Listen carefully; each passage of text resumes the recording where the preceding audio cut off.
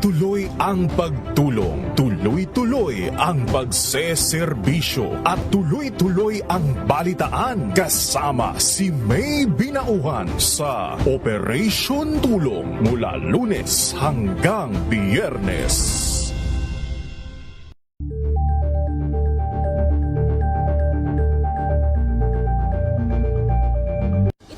Ng naitalang 17 individual na ang kanilang naaresto. Ng Metro Manila Development Authority o MMDA ang No Contact Apprehension Policy o NCAP sa Metro Manila. Sa ang ilang mga dokumento ay peke. Hindi rin legal ang employment na ipinangako sa kanila. Sa mata ng batas, mananagot ang sangkot at may sala. Dahil sa bawat paglabag, may karampatang parusa. Alamin ang mga pananagutan sa likod ng mga bawal. Dito sa Hoy! Bawal Yan! Tuwing Sabado, alas 11:30 ng umaga. Dito lang sa DZRH TV.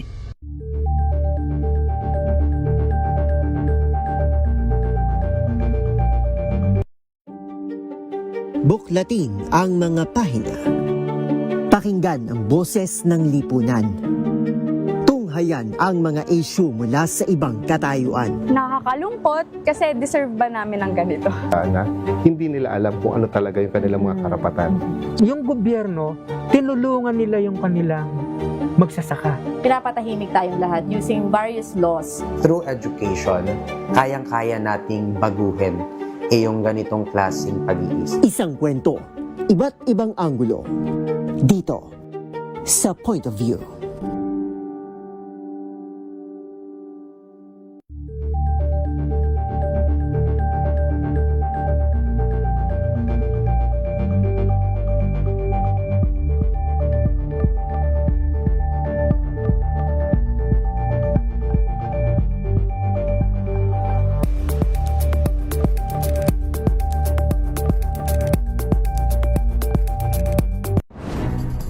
Good vibes ang hanap mo? Dito ka na sa sigurado! Mula sa mga istoryang nagbibigay ng inspirasyon hanggang sa mga kwentong may dalang solusyon. Mga balitang pampagaan, pakiramdam at pampaganda ng araw. Hindi lang ba sa good news, kundi the better news. Mula Lunes hanggang Biyernes, 1:00 ng tanghali sa DZRH TV.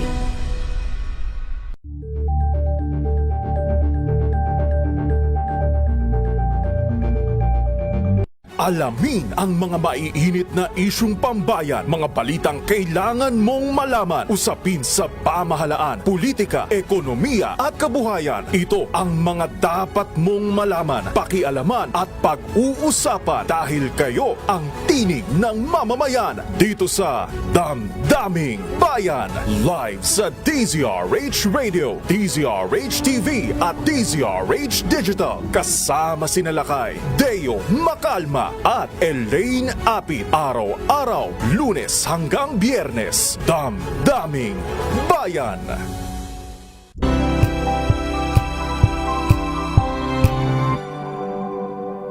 Sa loob ng 86 na taon, DZRH ang naging kaagapay ng mga Pilipino sa balita, sa serbisyo at sa bawat kwento. 86 na taon ng tiwala at sa mga darating pang taon, mas pinalakas at mas pinagtibay para sa Pilipino. DZRH. Una sa Pilipinas, una sa Pilipino. Serbisyong tapat sa'yo, DZRH.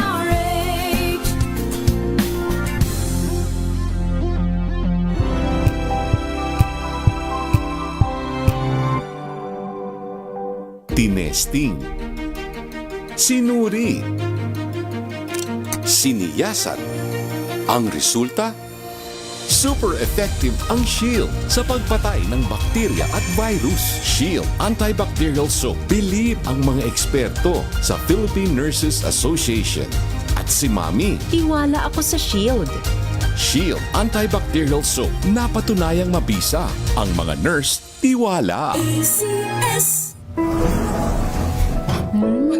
Amoy forever. Amoy LQ. Amoy New Cala Berry Blooms. Amoy Cala, amoy good vibes. May nagbago. May arte. May budget. Akala nyo lang yon. So solid, White Rose Papaya, wow, White Rose. White Rose Papaya, wow, White Rose. White Rose Papaya. May glow up with a White Rose Papaya. White Rose Papaya. May puti power times 2 kasi may papaya at niacinamide. May shea butter and tea tree oil pa. Kutis sulit ang glow up. Glow up with a White Rose Papaya. White Rose Papaya. Kutis sulit ang glow up. ACS. Amoy forever. Amoy LQ. Amoy New Cala Berry Blooms. Amoy Cala, amoy good vibes.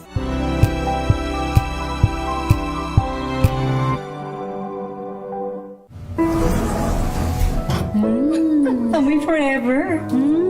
Amoy LQ. Amoy New Cala Berry Blooms. Amoy Cala, amoy good vibes.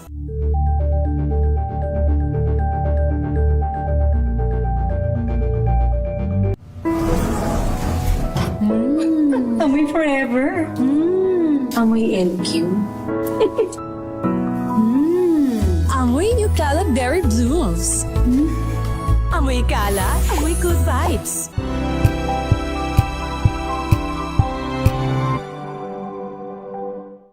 Maagang balitaan, maagang usapan sa mga issue at balita. Kasama si Kuya Angelo Palmones sa Magandang Umaga Pilipinas. Mula Lunes hanggang Biyernes.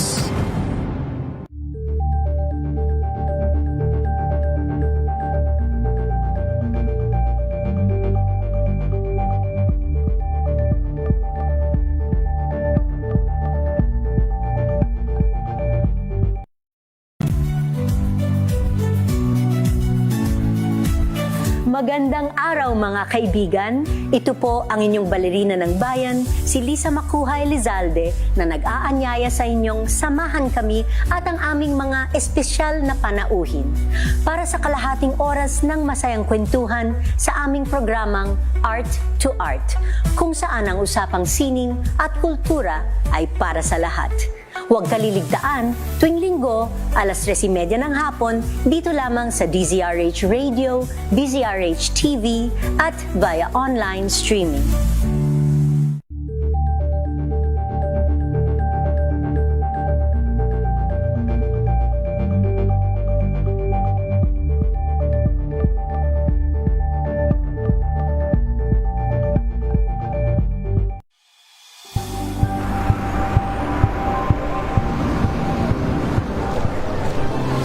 ating mga eksperto. Dito lang sa Expert Opinion. Ito ang The Better News. TNVS. Trending and Isang kwento, iba't ibang anggulo. Dito sa Point. Bawat pananagutan ating tatalakayin dito sa Hoy, Bawal Yan. Pilipino, dito lang sa DZRH TV, match up ng entertainment and lifestyle. Ito ang MBC TV Network News. Una sa Pilipinas, una sa Pilipino.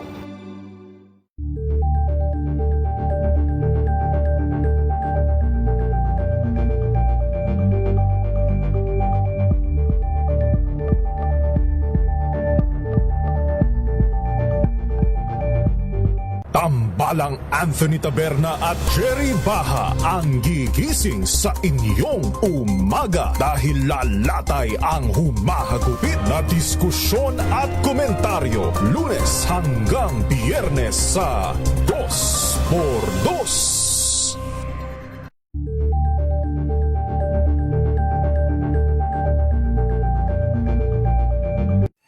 Mga balitang gigising sa inyong umaga. Mga balitang kailangan mong malaman. Mapapakinggan sa ACS Balita sa 2x2.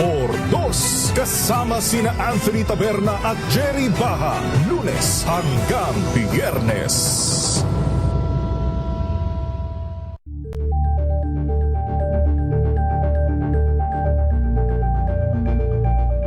Curious ka ba sa maraming bagay? Kami na ang bahala dyan. Aalamin, tutuklasin at bibigyang linaw namin ang mga katanungang bumabagabag sa inyong isipan. Sa programa kung saan ang bawat sagot ay galing lamang sa mga eksperto. Ang Expert's Opinion, tuwing linggo alas 3 ng hapon, dito lang sa DZRH TV.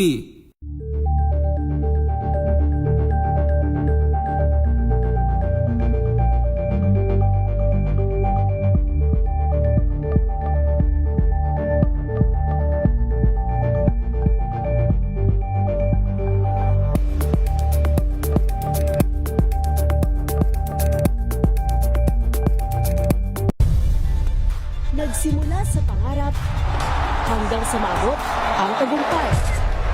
Iba't ibang kwento, iba't ibang mukha ng atletang Pilipino. Mas pinatindi, mas pinalakas, at mas pinaaksyon sa Match Point tuwing Sabado, 12:30 ng tanghali sa DZRH TV.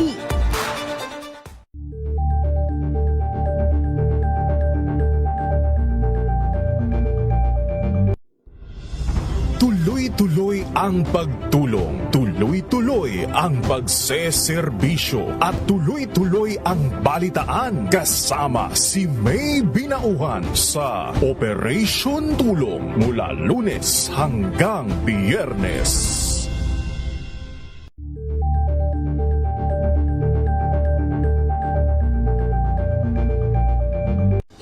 Ng naitalang 17 individual na ang kanilang naaresto. Ng Metro Manila Development Authority o MMDA ang No Contact Apprehension Policy o NCAP sa Metro Manila. Sa ang ilang mga dokumento ay peke. Hindi rin legal ang employment na ipinangako sa kanila. Sa mata ng batas, mananagot ang sangkot at may sala. Dahil sa bawat paglabag, may karampatang parusa. Alamin ang mga pananagutan sa likod ng mga bawal. Dito sa Hoy! Bawal Yan! Tuwing Sabado, alas 11:30 ng umaga. Dito lang sa DZRH TV.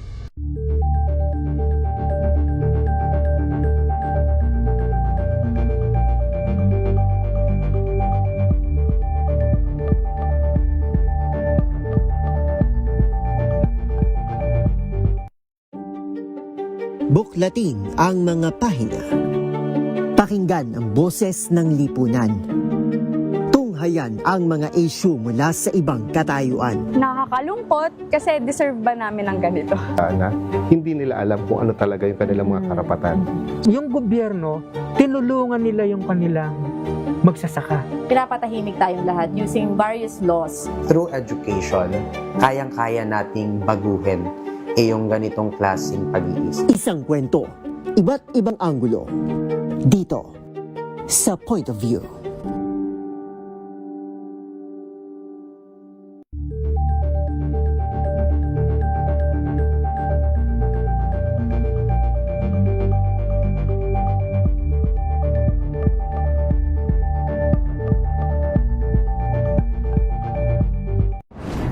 Kung good vibes ang hanap mo, dito ka na sa Sigurado! Mula sa mga istoryang nagbibigay ng inspirasyon hanggang sa mga kwentong may dalang solusyon. Mga balitang pampagaan, pakiramdam at pampaganda ng araw. Hindi lang ba sa good news, kundi the better news. Mula Lunes hanggang Biyernes, 1:00 ng tanghali sa DZRH TV.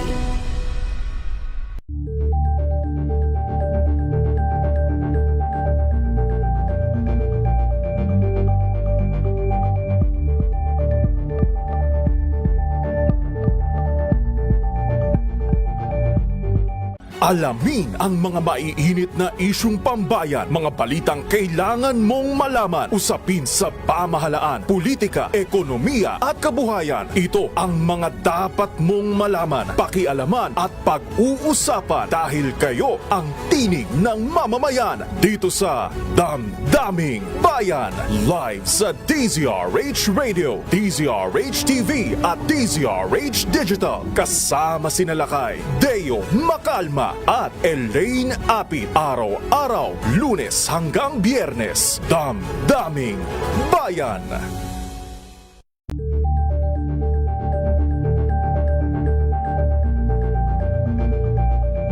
Wave got you covered. From the hottest hits, exclusive interviews, kilig to the bones fan meet experience, and hataw performances of your favorite stars. Saturdays, 12 noon, dito lang sa DZRH TV.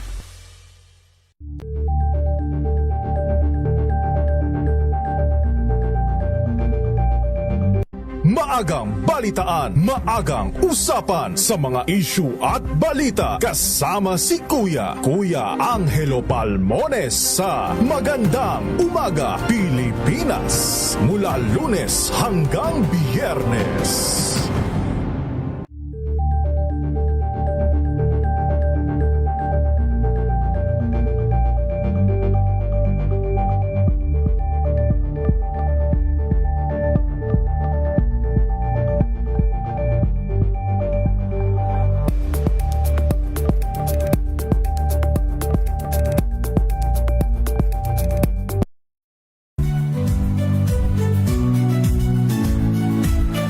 Magandang araw mga kaibigan.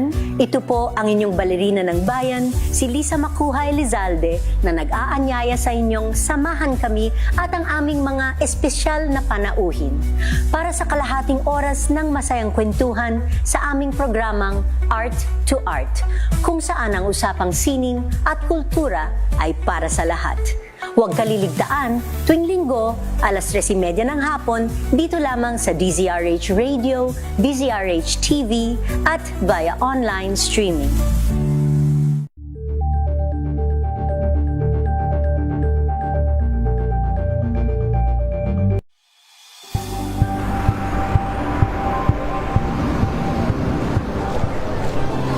Ating mga eksperto dito lang sa Expert Opinion. Ito ang The Better News. TNDS. Trending and isang kwento, iba't ibang anggulo. Dito sa Point. Bawat pananagutan ating tatalakayin dito sa Hoy, Bawal Yan. Pilipino, dito lang sa DZRH TV, match up ng entertainment and lifestyle. Ito ang MBC TV Network News. Una sa Pilipinas, una sa Pilipino.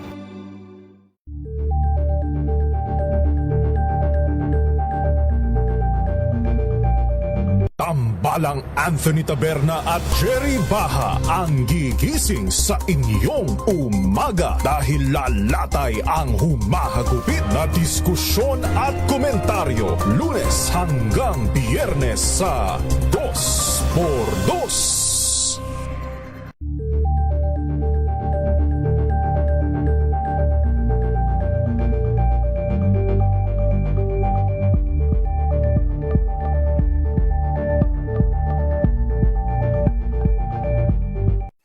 Mga balitang gigising sa inyong umaga. Mga balitang kailangan mong malaman. Mapapakinggan sa ACS Balita sa 2x2.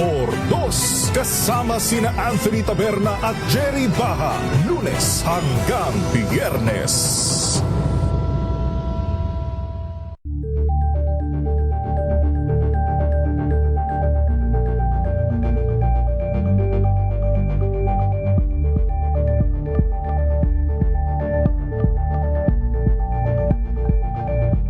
Curious ka ba sa maraming bagay? Kami na ang bahala dyan. Aalamin, tutuklasin at bibigyang linaw namin ang mga katanungang bumabagabag sa inyong isipan. Sa programa kung saan ang bawat sagot ay galing lamang sa mga eksperto. Ang Expert's Opinion, tuwing linggo alas 3 ng hapon, dito lang sa DZRH TV.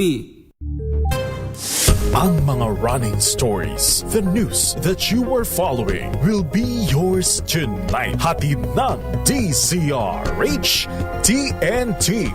Tomorrow's News Tonight. Mga balitang binabantayan, mga balitang ayaw tigilan ng intriga, mga balitang patuloy ang pagbabago.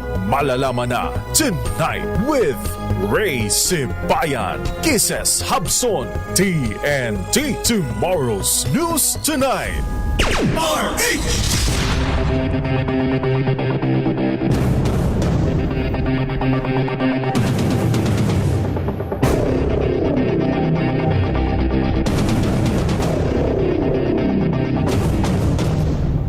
Magandang gabi Luzon, Visayas, Mindanao, Pilipinas.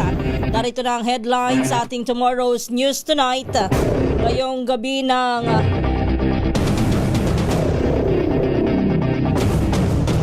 Ngayon pong gabi ng Martes, March 10, 2025. Singil sa kuryente ng Meralco tataas ngayong Marso. Paano ka lang magbibigay naman ng emergency powers kay PBBM para tapyasan ng excise tax approved na sa committee level ng Kamara?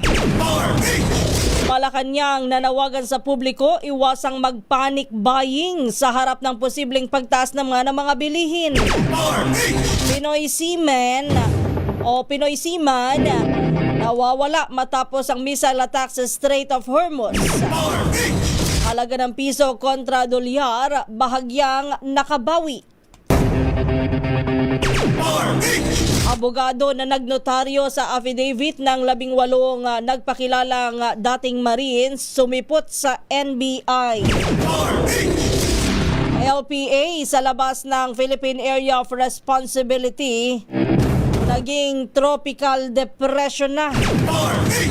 Sa ating TNT Global News, 7 patay sa landslide sa pinakamalaking landfill sa Indonesia. Sa TNT Showbiz, Ai de las Alas at Gerald Sibayan divorce na.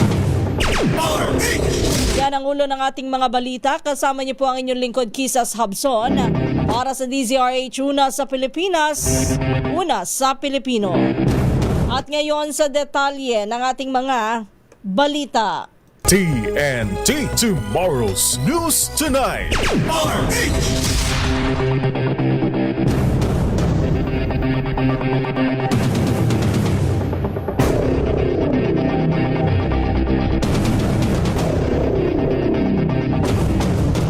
Inanunsyo na ng Manila Electric Company o Meralco na magkakaroon ng 64 centavos per kilowatt hour na taas singil sa kuryente ngayong buwan ng Marso.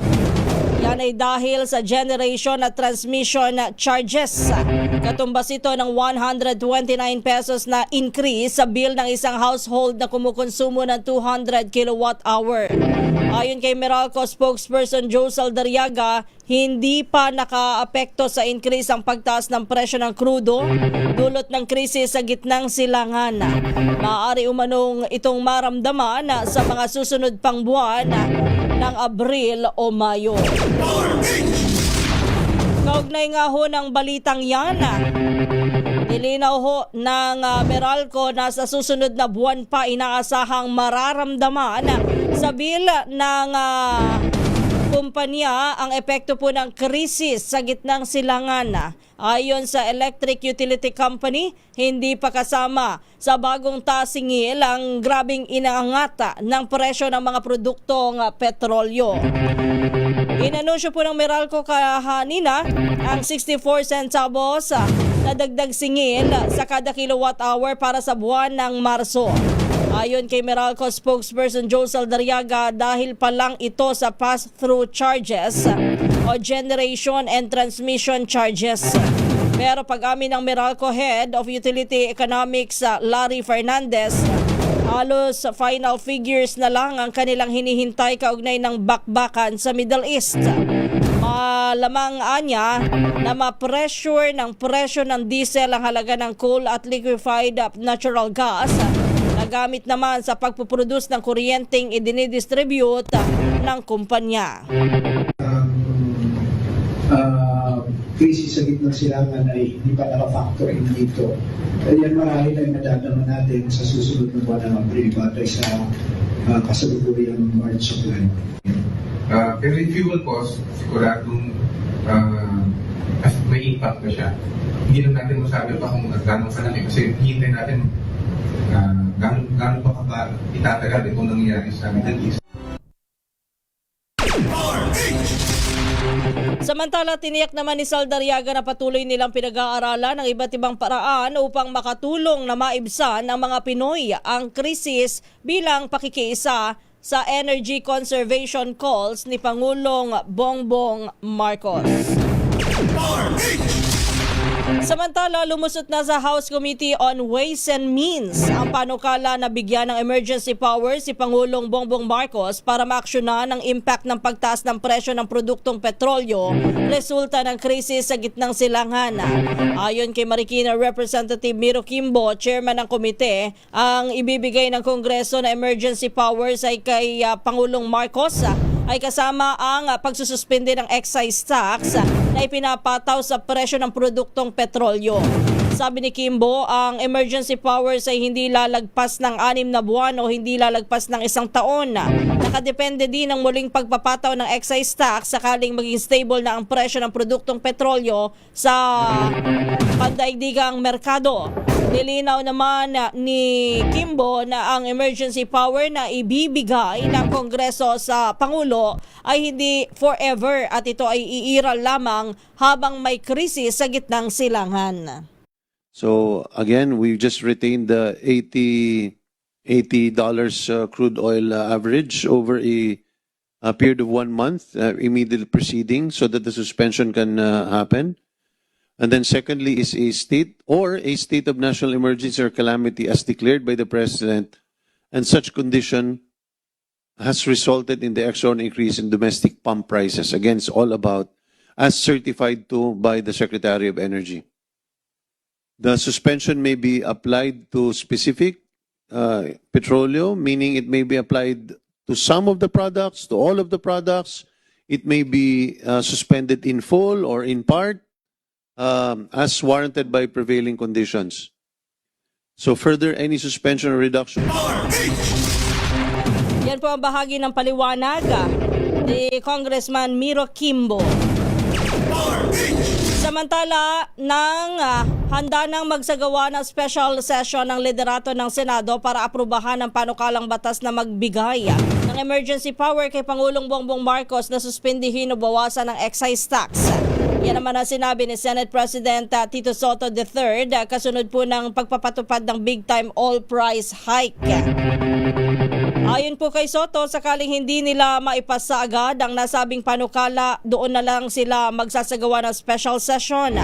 Batay sa kanilang legislative calendar, hanggang March 20 na lamang ang sesyon bago ang bakasyon para sa Semana Santa. Una nang inihayag ni Soto na gagawin nilang priority ang komiting pinamumunuan ni Senator Sherwin Gatchalian at Senator Pia Cayetano para maibigay ang emergency power sa Pangulo. Samantala, itinuturing naman ng Malacanang na urgent ang panukalang batas na magbibigay daw po sa Pangulo ng kapangyarihan na pansamantalang suspendihin o bawasan ng excise tax sa produktong petrolyo. Ayon kay Patnas Press Officer Claire Castro, nagtutulungan na ang Department of Finance, Office of the Executive Secretary at Office of the President para mapabilis ang pagpoproseso ng panukala. Gayunman, kailangan muna umanong makabuo ng committee report ang Kongreso bago formal na maglabas ng certification of urgency ang Pangulo. Kapag naisakatuparan na inaasahan pong bibilis ang pagpasa sa batas na layong mapababa ang presyo ng langis sa ating bansa.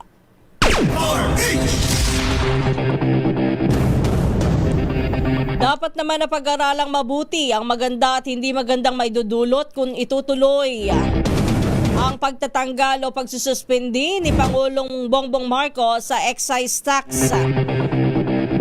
Ayon po yan sa pahayag ni Michael Ricafort, ang Chief Economist ng RCBC, nang ma-interview sa programang Balansyado sa DZRH. Ayon po kay Ricafort, dapat ay silipin ng pamahalaan ang cost-benefit analysis sa napipintong panukala. Biglang sinuspend po yan. Pakikinabang din po yung mga may abilidad na magbayad, yung mga higher income brackets, yung mga may kaya, karamihan. Tapos mawawala, madideprive ng funding yung poorest of the poor. Samantala, dagdag pa ng ekonomista, hindi pa dapat ito tuluyang tanggalin dahil binibigyan lamang ng pamahalaan na ang may kayang magbayad nito ng hindi magbayad ng tax. Anya, dapat ay ituloy at himukin ang makukuhang tax para gawing targeted subsidy sa mga maaapektuhan. Kasi yung mga driver, sila yung nalulugi. no? Bawas yung take home pay nila eh. So sila yung sa kanila ibibigay 'yon, no? Kaysa naman pati yung mga may kaya bibigyan din ng parang tax relief, no? Yan po ang bahagi ng pahayag ni Michael Ricafort, Chief Economist ng RCBC. TNT Tomorrow's News Tonight.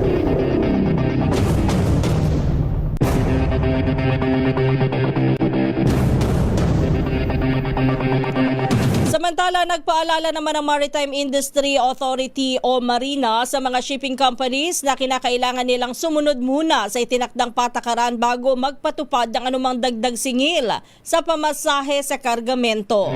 Ayon kay Marina Spokesperson Director Luisito de los Santos, obligasyon po ng mga shipping company na magsumiti muna ng abiso sa kanilang mga tanggapan at sa publiko bago ipatupad ang anumang price adjustment. Bagamat regulated ang transportasyon sa karagatan sa bansa, kinakailangan pa ring magbigay ng 14-day notice ang mga kumpanya bago magpatupad ng dagdag singil. Mahigpit din na binabantayan ng Marina ang anumang pagbabago sa presyo upang matiyak na patas ang kompetisyon sa industriya at hindi naaabuso ang mga pasahero. Sa kasalukuyan, tinanggap na ng Marina ang hiling ng ilang kumpanya na 17 hanggang 20% na dagdag na pamasahe dahil sa patuloy na pagtaas nga po ng presyo ng produktong petrolyo. Gayunman, patuloy ang babala ng ahensya sa sino mang mahuhuling nananamantala at maniningil ng lagpas sa itinakda ay maaaring managot sa ilalim ng umiiral nilang patakaran.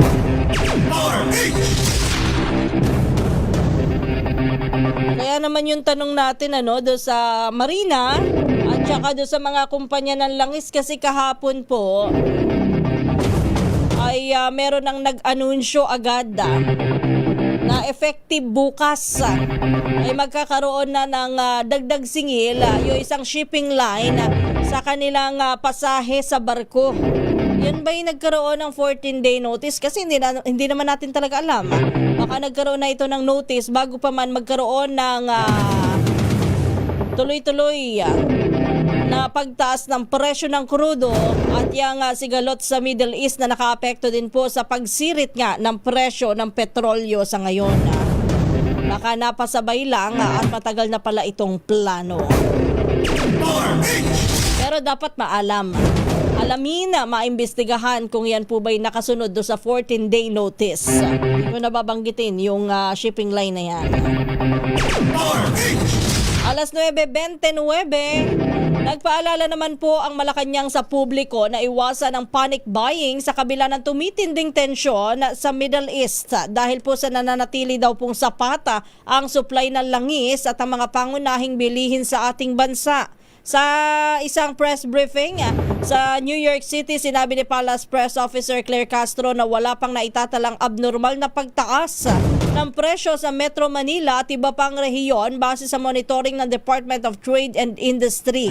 Bagamat tataas ang presyo ng petrolyo, tiniyakan niya ng mga oil companies na gagawin itong staggered o pautay-utay para hindi mabigla ang mga mamamayan. Binalaan din ng palasyo ang mga negosyante na huwag mag-hoarding o magpa-profiteering dahil mahaharap sila sa kaukulang legal na aksyon. Pero dito sa mga malls natin i-check pong maigi. Baka mamaya ang naire-report sa Malacanang wala pang pagtaas pero marami na ang nagsabing may tumaas na. Kaya nga yung iba nating mga kababayan talagang nag-groceries na rin, namimili na rin. Yung iba talagang hindi maiwasang mag-panic buying kasi meron mga nararamdaman silang pagtaas ng presyo. Kakaiba yung sinasabi sa inyo at nire-report.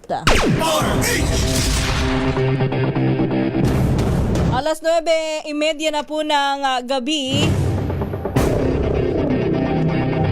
Pag-aaralan naman ng Kamara ang posibleng muling implementasyon ng telecommuting o flexible work arrangement para maibsan ang epekto ng oil crisis sa ating mga kababayan. Sa inihaing resolution ni House Majority Leader Sandro Marcos, sinatasan ang House Committee on Labor and Employment at Trade and Industry na alamin ang posibilidad na magpatupad ng flexible work policy sa ating bansa. Ayon po kay Congressman Marcos, ang recent geopolitical tension at armed conflict sa Middle East ay makaapekto sa supply ng langis sa buong mundo at sa presyo ng produktong petrolyo sa Pilipinas, gayon din sa ating ekonomiya at kabuhayan ng ating mga kababayan. Sabi ni Marcos, sa panahon po ng global economic disruption, may tuturing na epektibong policy mechanism ang telecommuting arrangement para makabawas sa transportation demand, mas mababang energy consumption sa mga lugar ng trabaho at makababawas din sa impact ng mataas na fuel and electricity costs sa mga manggagawa at negosyo. Sa ilalim ng Telecommuting Act o Republic Act 11165, papayagan po ang mga empleyado sa pribadong sektor na gampanan ang kanilang tungkulin sa alternatibong workplaces.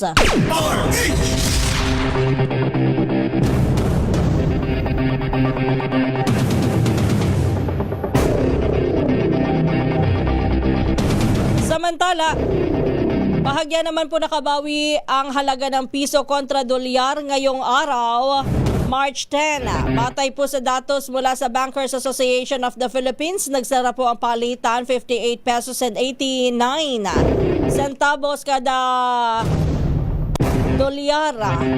Mas malakas ito ng 0.60 centavos kumpara sa naitalang new record low na 59 pesos and 5 centavos o 59 pesos and 50 centavos noong Lunes, March 9. Samantala, ang tabayanan, yun daw pong isa nating kababayang Pinoy na nagtatrabaho bilang seaman, abay nawawala matapos yung nangyaring missile attack dyan sa may Strait of Hormuz. Balita ho natin, tinamaan yung tugboat na kanyang sinasakyan. Kaya ipanalangin natin na itong Pinoy na ito'y anumang oras makita na. Yun naman daw pong abogado na nagnotaryo sa affidavit ng 18 nagpakilalang mga dating sundalo abay sumipot sa NBI.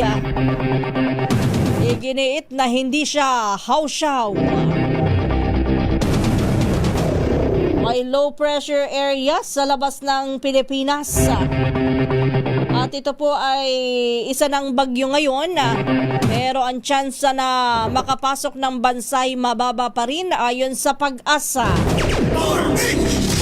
Antabayanan din ng ating TNT Global News, 7 patay sa landslide sa pinakamalaking landfill sa Indonesia, pero yung paghahanap daw po sa mga biktima ay itinigil na. At sa TNT Showbiz, sabay si Ai de las Alas at Gerald Sibayan, divorced na. Alamin natin ang mga detalye niyan sa pagbabalik ng TNT Tomorrow's News Tonight. Oras po natin, 9:34 ng gabi.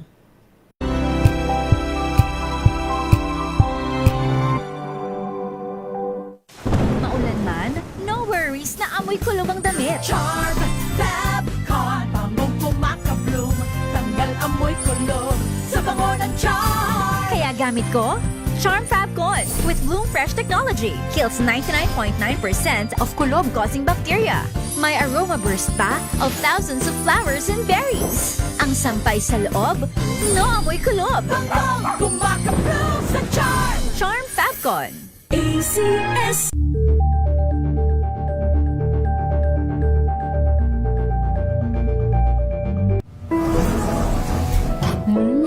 Amoy forever. Amoy LQ. Amoy New Cala Berry Blooms. Amoy Cala, amoy good vibes.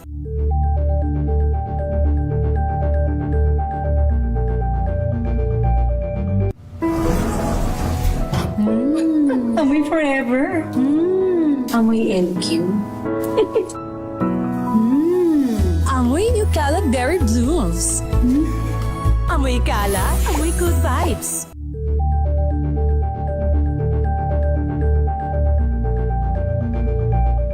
Hello, Washi! Laundry day na naman! Yay! Anong meron? Mancha ng chocolate, putik, may libag pa! Kaya natin yan! With Pride Washing Machine Detergent, may triple stain-away formula. Tanggal ang makapit, madikit, at malupit na dumit mancha. Kaya easy-easy ang labada. Mula noon hanggang ngayon! All you need is pride. All you need is pride. ACS.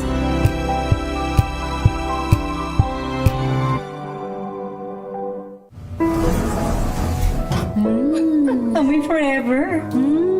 Amoy LQ. Amoy New Cala Berry Blooms. Amoy Cala, amoy good vibes.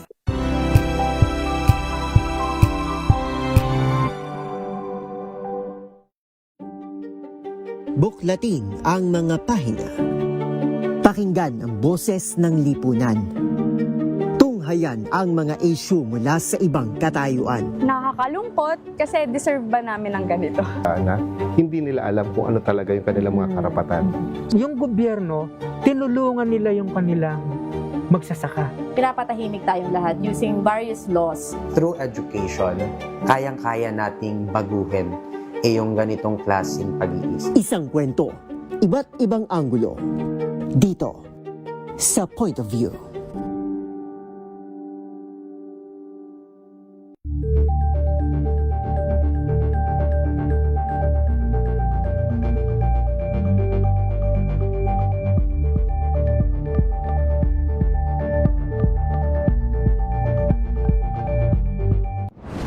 Kung good vibes ang hanap mo, dito ka na sa Sigurado! Mula sa mga istoryang nagbibigay ng inspirasyon hanggang sa mga kwentong may dalang solusyon. Mga balitang pampagaan, pakiramdam at pampaganda ng araw. Hindi lang ba sa good news, kundi the better news. Mula Lunes hanggang Biyernes, 1:00 ng tanghali sa DZRH TV.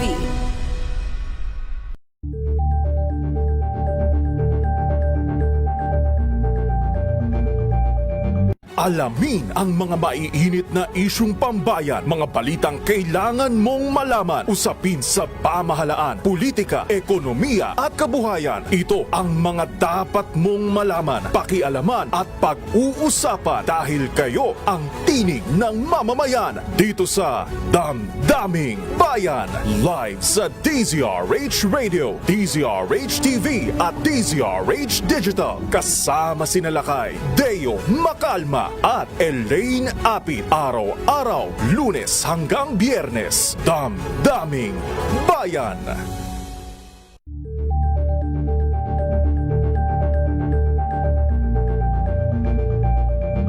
We've got you covered. From the hottest hits, exclusive interviews, kilig to the bones fan meet experience, and hataw performances of your favorite stars. Saturdays, 12 noon, dito lang sa DZRH TV.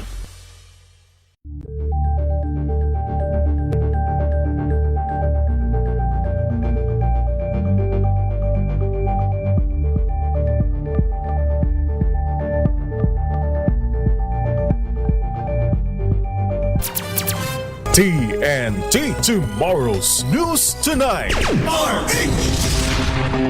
Nagbabalik ang ating balitaan sa Tomorrow's News Tonight. Kasama niyo pa rin ang inyong lingkod, Kisas Habson, para sa DZRH Una sa Pilipinas, Una sa Pilipino.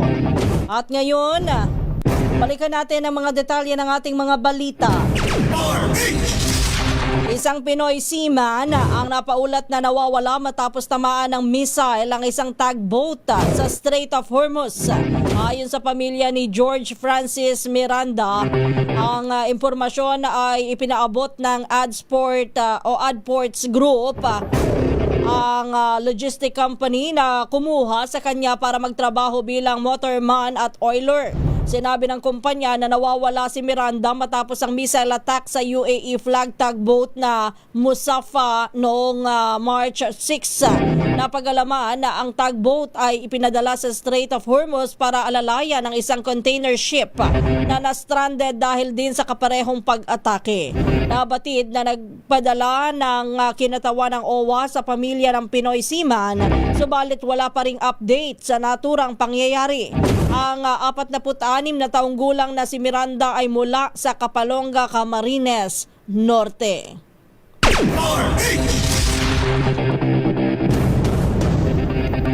Inaasahan namang lalapag na sa Pilipinas ngayong gabi ang panibagong batch ng 20 OFW at 9 nilang dependents na piniling umuwi matapos na maipit sa tensyon sa gitnang silangan. Ayon kay Migrant Worker Secretary Hans Leo Kakdak, ang grupo ay binubuo po ng mga manggagawang tumawid mula sa United Arab Emirates patungong Oman bago ang kanilang biyahe pauwi ng Pilipinas.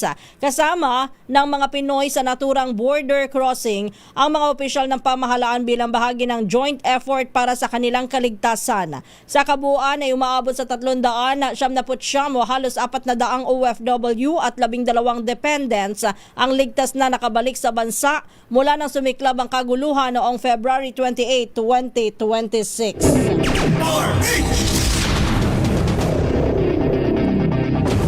Iginiit naman ng militar na may kaakibat na hamon at kailangan ng komprehensibong pagpaplano bago magpadala ng eroplano sa gitnang silangan. Yan po ang naging sagot ng Armed Forces of the Philippines sa pahayag ni Vice President Sara Duterte na madali lang na mag-deploy ng eroplano kung gugustuhin talaga ng pamahalaan na mag-rescue ng mga Pinoy. Paliwanag ni Philippine Air Force spokesperson Colonel Maria Cristina Basco, masyadong malayo ang distansya ng Middle East sa Pilipinas at hindi may kukumpara katulad ng ginawa noon sa pandemya na Davao pa Pilipinas. We have to consider several things po, like yung prepositioning natin, ground control, coordination on the ground, and this is miles away. Medyo malayo po ito, no? So, yung also the issues about diplomatic clearances, and yung consolidation, repatriation, extraction. It needs a very comprehensive plan. Samantala, sa hiwalay na pahayag, sinabi ni AFP spokesperson Colonel Francel Padilla na patuloy silang sasangguni sa mga lead agency kung sakaling kakailanganin na ng assets ng kasundaluhan. Pero sa ngayon ay wala pa umanong natatanggap na formal request ang hukbong panghimpapawid. Samantala, dumako muna tayo sa Bohol. Yun daw pong isang gasolinahan dyan, inirereklamo dahil daw po napakataas ng presyo ng produktong petrolyo. Alamin nga natin, magkano nga ba yung bentahan ng gasolina, diesel at kerosene dyan sa lalawigan ng Bohol? Nasa linya natin, RH30, Eric Dastas. Eric, good evening. Good evening, Ms. Kises. Dismayado nga at umalma ang mga motorista at mga customer sa isang gasolinahan sa Riverside Sierra Bulones sa unang distrito ng Bohol. Ayon sa mga motorista, hindi makatao at mapagsamantala ang may-ari ng Jelly Gasoline Station dahil sa taas anya ng kanilang produktong petrolyo. Gaya niya ng krudo na sumisipa ng 1 o 105 kada litro nito. Samantalang ang gasolina naman ay pumapalo sa 96 kada litro. Mula sa ating mapapakatiwalang source, inikutan kanina ng mga otoridad ang naturang gasolinahan upang pagsabihan ang may-ari nito dahil sa biglang pagtaas ng mga presyo ng kanilang petrolyong ibinibenta sa merkado. Sa kabila nito, nanawagan ang mga turista at mga residente sa naturang lalawigan na bigyan pansin ng DOE at Department of Energy o ang mga ganitong gasolinahan dahil hindi rin anya sila ang gustong mabuhay at huwag din anyang samantalahin ang kaguluhan sa gitnang silangan upang manamantala ng kapwa Pilipino. Ito si Eric Dastas para sa DCRH, una sa Pilipinas, una sa Pilipinas. Eric, magkano ulit yung gasolina, diesel at kerosene dyan sa Bohol? Ang diesel dito, Atikises, ay 105 Ala. sentimo kada Diesel litro. yan, diesel. Diesel ito. O, ang gasolina naman nila ay pumapalo o sumisipa sa 96 kada litro. Iyan yung mga hinaing ngayon ng mga motorista dahil sa taas at sa dami na rin ng natatanggap na reklamo ng mga otoridad dahil nga dito sa Isang gasolinahan lang 'yon. May mga ibang gasolinahan pero hindi ganitong kataas. Huwag na silang bumili dyan. Oo, yun nga. Dapat daw panawagan niya ng mga residente at ng mga motorista na sana'y maimbestigahan din ito. Oo. At isama sa investigasyon ng Department of Energy dahil sa bigyang taas nga nung kanilang petrolyo. Biruin mo, 105. Ngayon, nasa magkano ang diesel dito sa Metro Manila? Nasa 60 plus. Actually, parang ito sa akin mga more or less nasa 70 na. 70 na. Oo, dahil nga pala nagtaas. Oo, 70 na.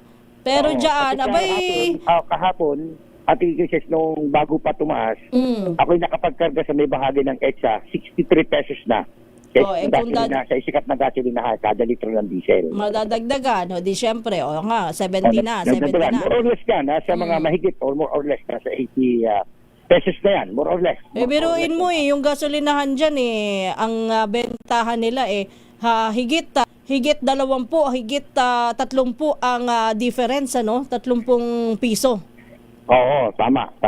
Ang mahirap din dito, alam mo, Tigisis, kahapon, nung ako ay mag-ikot, mga paggabi na to, may mga nakikita ko na kapansin-pansin yung mga ibang bago magtaas yung gasolinahan o ang gasolina ay nakasarado na. Maaga pa lang ay nakasarado na ang kanilang gasolinahan. Ayaw magbenta, ayaw mapalas minute, oo. Oo, hindi pwedeng, mas malaki yung kikitain nila kapag kinabukasan pa sila nagbenta. Ngayon na sumipa ng mahigit sa 20, pag hindi ako nagkakamali, ay 20 pesos.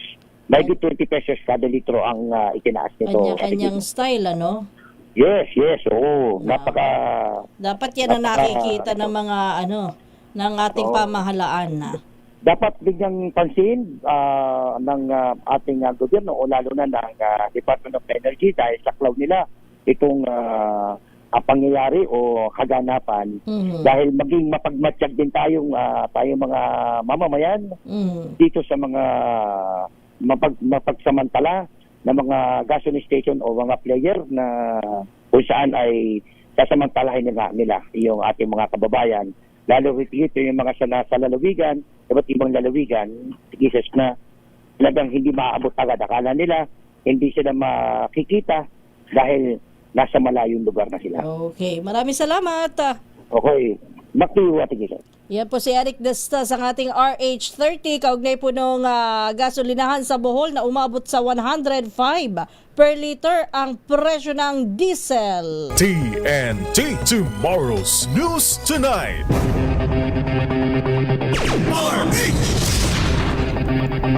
Samantala, tiniyak naman ng Department of Social Welfare and Development o DSWD na tuloy-tuloy ang pagbibigay nila ng tulong at serbisyo sa mga Pilipino. Ito po ay sa kabila ng pagpapatupad ng pamahalaan ng 4 na araw na pasok kada linggo dahil sa krisis sa produktong petrolyo.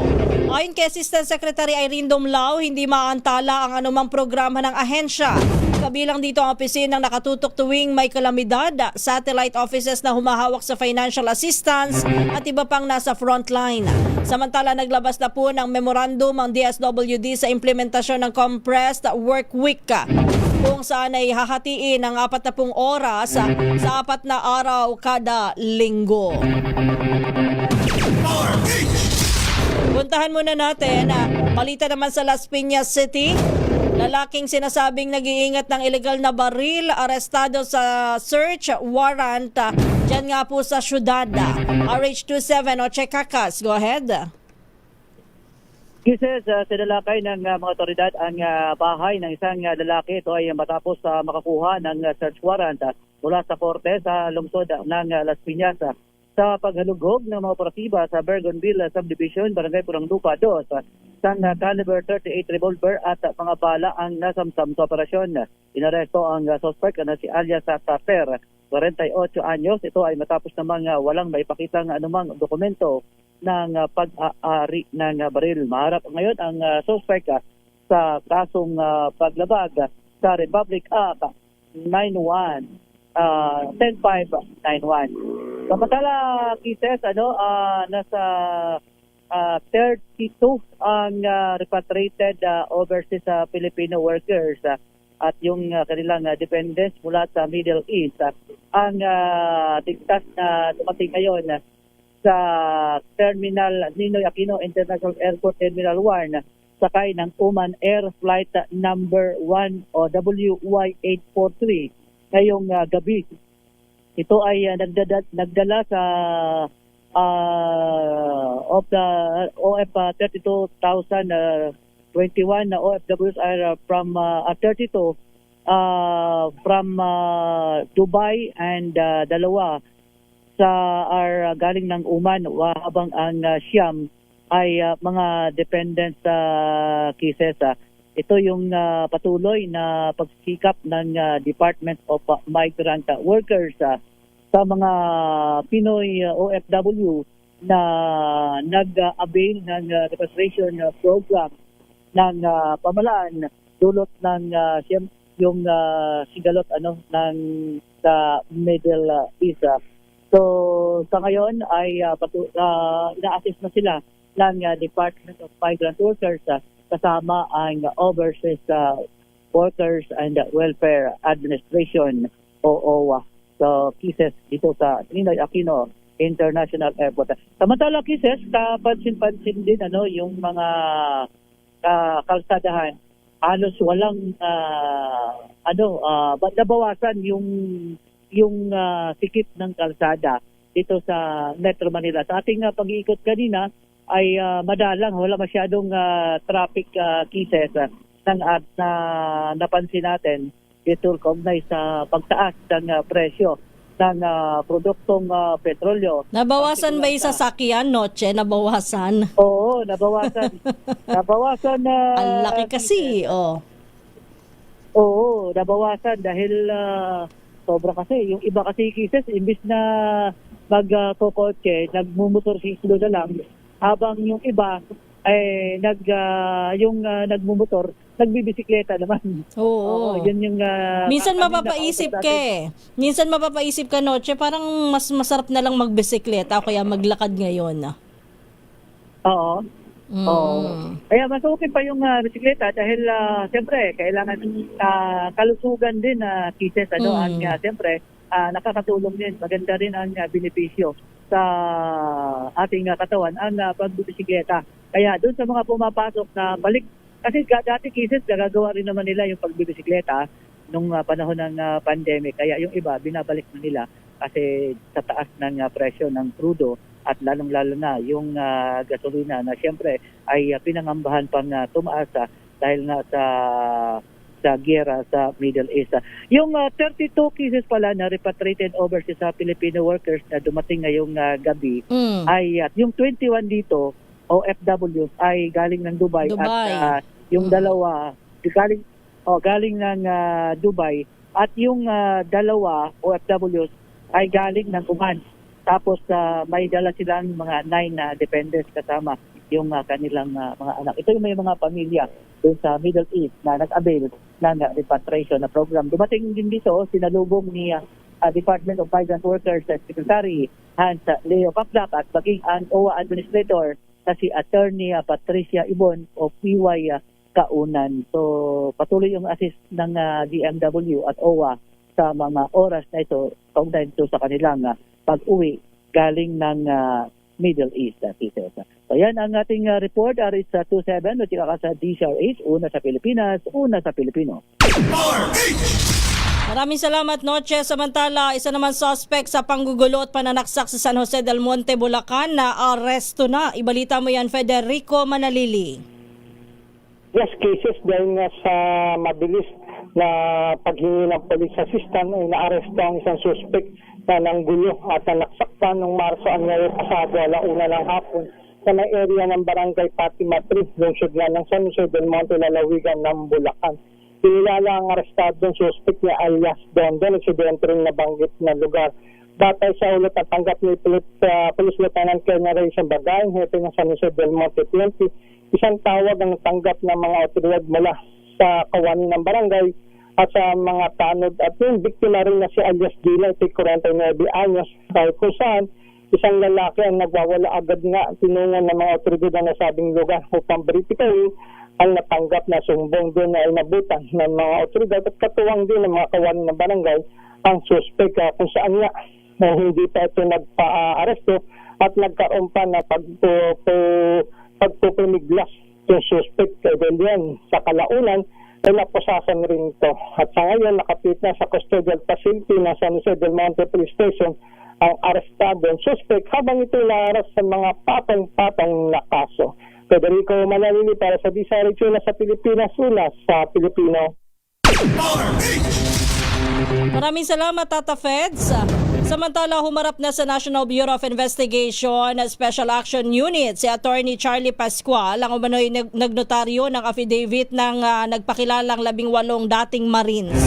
Kabilang po ang abogado sa mga pinasubpina ng NBI, kaugnay po ng expose ng umano'y mga dating sundalo. Sa ambush interview, nilinaw po ni Pascual na bagamat hindi ordinaryo ang affidavit dahil sa dami ng affiance, ay wala naman siyang nakitang unusual sa dokumento. Binigyan din pa ng abogado na voluntaryo ang naging pagsusumite ng salaysay at personal na humarap sa kanya ang mga sundalo kasama ang isang testigo.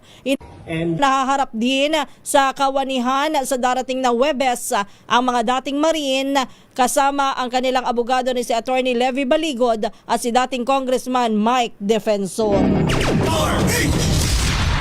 Hindi ako hausyaw.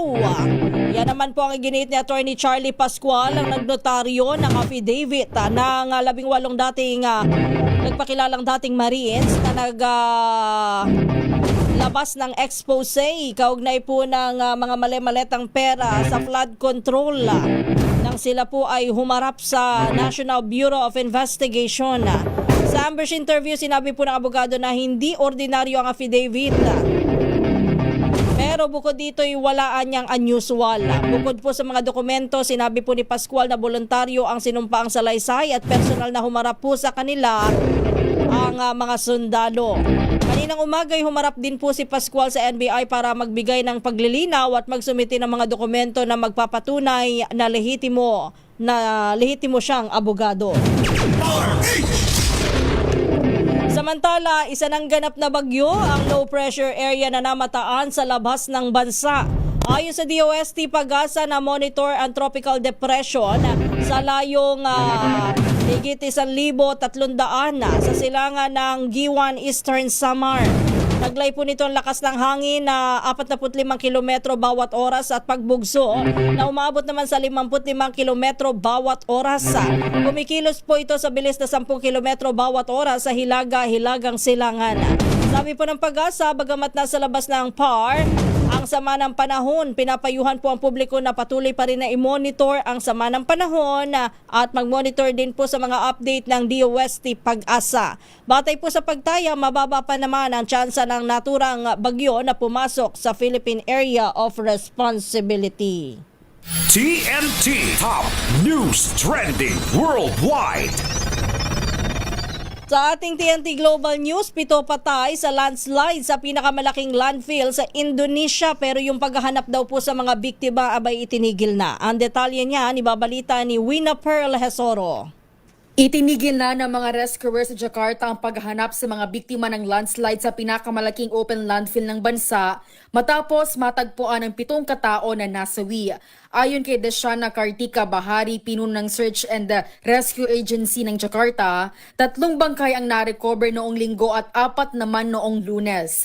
6 na iba pang tao ang nailigtas ng buhay matapos gumuho ang tambakan ng basura noong linggo ng hapon sa Bantar Gebang landfill na nasa humigit kumulang 25 kilometers mula sa Jakarta. Ang Bantar Gebang landfill na isa sa pinakamalaking open landfill sa mundo ay may lawak na mahigit 110 hektarya at naglalaman ng humigit kumulang 55 milyon toneladang basura. Matatandaan noong taong 2025 nasa 143 katao ang nasawi sa isang landfill landslide sa West Java matapos ang pagsabog ng methane gas at malakas na ulan sa lugar. Para sa TNT Global News, ito si Wina Perlesoro ng DZRH, una sa Pilipinas, una sa Pilipino. At sa showbiz, Ay de las Alas at Gerald Sibayan na abay divorce na daw po. Ang detalye, balita mo yan, Don Carlos. Opisyal nang tinapos ni Ay de las Alas at Gerald Sibayan ang kanilang relasyon matapos i-anunsyong divorce ng dalawa. Sa isang Instagram post ni Ay, sinabi niyang ito na ang simula ng kanyang bagong buhay. Saad pa ng aktres, masaya siyang single pero malungkot dahil hindi niya natupad ang pangako sa itaas. Bagamat walang divorce sa Pilipinas, isang permanent resident si Ay ng Amerika kaya legal niya itong nagawa. Magugunitang naghiwalay ang dalawa noong 2024 matapos magpakasal noong 2017 at nag-renew pa ng vows noong 2022. At yan ang trending na balita para sa TNT Showbiz. Ito si Don Carlos ng DZRH, una sa Pilipinas, una sa Pilipino. Thank you, Don Carlos. At bago tayo matapos, panawagan naman po sa Maynila at Bekenemen. Bekenemen po magagawa nyo ng paraan. Yung supply ng tubig na inyo pong sineserbisyohan dyan sa Barangay Sukat, Muntinlupa City at sa Barangay BF Homes, Marcelo Grina, San Antonio at San Isidro sa Parañaque City. Noong isang araw pa ho ay wala nang supply ng tubig. Kung meron man ho ay kakadating lamang at napakahina po ng lumalabas na tubig mula sa kanilang gripo. At yan daw po ay magtatagal hanggang March 11 na. Hanggang bukas pa ho. Baka naman ho mabigyan nyo po ng ibang alternatibong paraan itong mga residente natin dyan sa mga nabanggit ko pong subdivision at village. Kasi mahirap din naman talaga yung walang tubig. Lalo na at pwede naman ho na magawa ng paraan. Dati naman kayong nakapagbibigay ng tubig mula dyan sa Angat Dam, papunta ho dyan sa mga village ng Parañaque City at saka ng Muntinlupa City. Kawawa ho yung mga residente. Baka naman at baka mamaya maulit pa yan sa mga susunod na araw. Baka ho po pwedeng gawa ng paraan, ha? At yan na po nagtatapos ang ating balitaan dito po sa Tomorrow's News Tonight. Sa pangalan ng aking partner Lakay Ray Sibayan, kasama niyo po Kisas Habson. At susunod na ang Showbiz Talk Ganern kasama si Tita Morley and Tita Gorgie. Oras po natin 10:04 ng gabi.